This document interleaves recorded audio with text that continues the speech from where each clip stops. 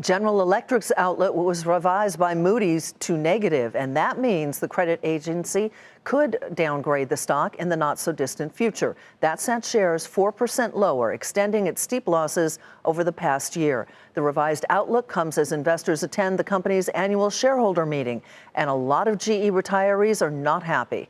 Morgan Brennan is in Imperial, Pennsylvania.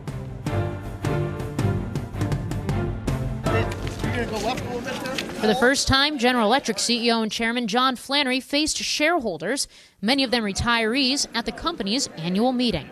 We're keenly aware of the pain that our performance has caused and the dividend cut has caused with investors, with retirees, with families. We know how much you rely on this, and these were decisions taken really with extreme deliberation.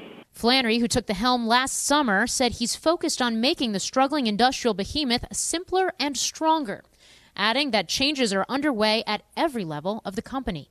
One example, the board, which was remade today, shrinking from 18 directors down to 12, including several new additions. For the event, several hundred shareholders, some protesting before going in, showed up, making the trek to a GE facility on the outskirts of Pittsburgh.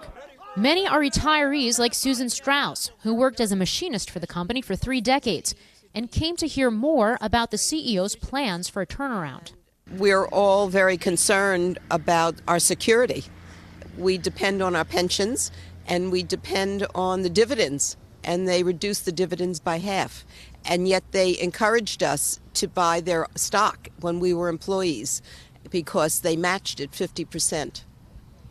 And have you sold any of your stock, or are you hanging on to it? I want to sell the stock. I should have sold it a long time ago, but to sell it now, I would take an enormous loss. GE stock has lost half of its value over the past year, and so too has the dividend, after a cash crunch caused the company to make a cut.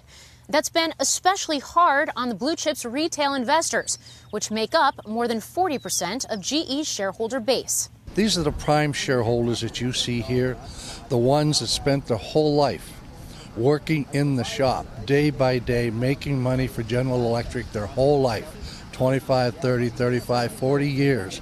And those are the shareholders that really mean something, and those are the shareholders that GE is hurting. For Nightly Business Report, I'm Morgan Brennan in Imperial, Pennsylvania.